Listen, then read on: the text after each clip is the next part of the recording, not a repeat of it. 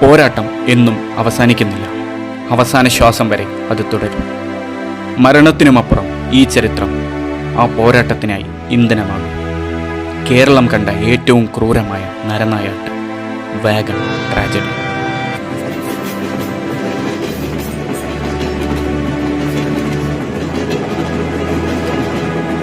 British ആധിപത്യത്തിനെതിരെയും British ഒറ്റുകാരായ ഹിന്ദു ജന്മിമാർക്കെതിരെയും കേരള ചരിത്രത്തിൽ മുസ്ലിങ്ങൾ നടത്തിയ പ്രസിദ്ധമായ സമരമാണ് മലബാർ കലാപം അഥവാ മാപ്പിള ലഹള.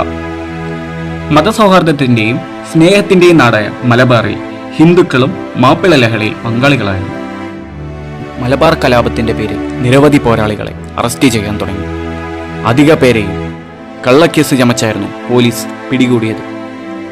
മലബാറിലെ ജയിലുകളിൽ പോരാളികളുടെ ശബ്ദം ഉയർന്നുകൊണ്ടേയിരുന്നു. പുലാമാന്തോൾ പാലം പൊളിച്ചു എന്ന പേരിൽ കുറ്റം ചുമത്തപ്പെട്ട തടവുകാരെ 1924 നവംബർ 22 ബ്രിട്ടീഷ് പട്ടാളം MSM റെയിൽവേയുടെ 1711 നമ്പർ വാഗണിൽ തിരൂരിൽ നിന്നും കോയമ്പത്തൂർ ജയിലിലേക്ക് കുത്തി നിറച്ചു കൊണ്ടുപോയി.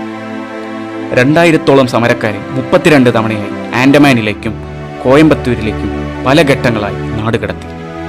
കാറ്റും വെളിച്ചവും കിടക്കാത്ത സമാന വണ്ടികളിൽ പലപ്പോഴായി ഏകദേശം 300 മാപ്പിള തടവുകാരെ മിലിറ്ററി ക്യാമ്പുകളിൽ എത്തിച്ചു.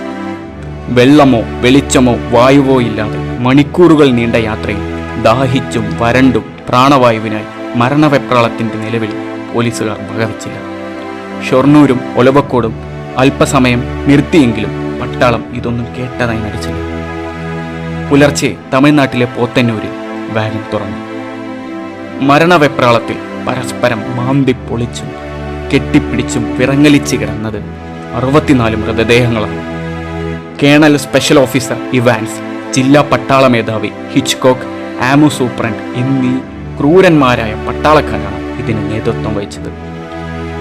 Malabar special commissioner AR Knapp ചെയർമാനും Madirasi retired presidency magistrate Abbas Ali, മണ്ണാർക്കാട്ട് കല്ലടി മൊയ്തു, അഡ്വക്കേറ്റ് മഞ്ചേരി സുന്ദരയ്യ എന്നിവരായിരുന്നു ഈ കേസ് പിന്നീട് അന്വേഷണം നടത്തിയത്.